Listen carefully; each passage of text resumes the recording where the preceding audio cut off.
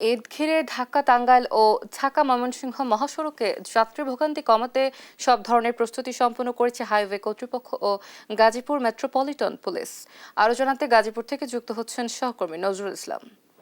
নজরুল, এবার যানজটের আশঙ্কা কি আগের চেয়ে কম? কি বলছে হাইওয়ে কর্তৃপক্ষ, বিস্তারিত জানাবেন।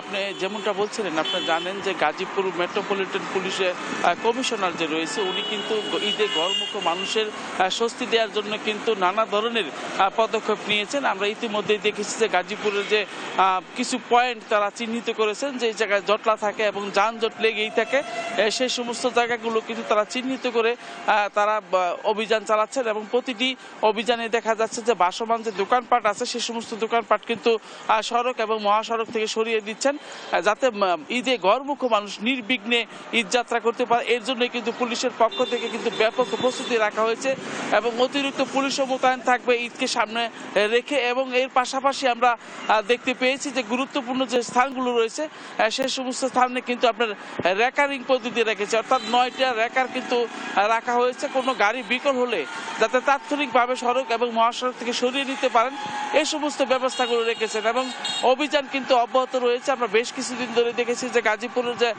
পুলিশ কমিশনার রয়েছেন ডক্টর নাজমুল করিম খান, উনি কিন্তু প্রতিটি গুরুত্বপূর্ণ স্থানে কিন্তু গিয়ে গিয়ে তারা ঘুরে ঘুরে এবং চিহ্নিত করেছেন জায়গাগুলো, যে এই জায়গাগুলোই যানজটের সৃষ্টি হবে, সেই সমস্ত জায়গাগুলো চিহ্নিত করেই কিন্তু কাজ করছেন। তো সাধারণ মানুষ কিন্তু বলছেন ভিন্ন কথা, যে রাস্তায় যে ব্যাটারি চালিত অটোরিক্সা এগুলোই, এই সমস্ত যানবাহনগুলোই কিন্তু যানজটের মূল কারণ।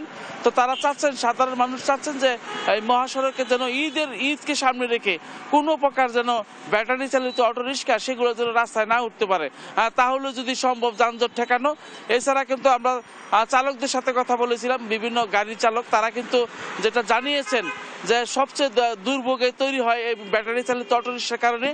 গুরুত্বপূর্ণ স্থান এবং সড়ক এবং মহাসড়ক সব জায়গায় কিন্তু ব্যাটারি চালিত অটোরিক্সা দাপড়ে বেড়াচ্ছেন এবং এর ফলে কিন্তু আপনার সব জায়গায় যানজট এবং দুর্ভোগের একটা জায়গায় পরিণত হয়েছে।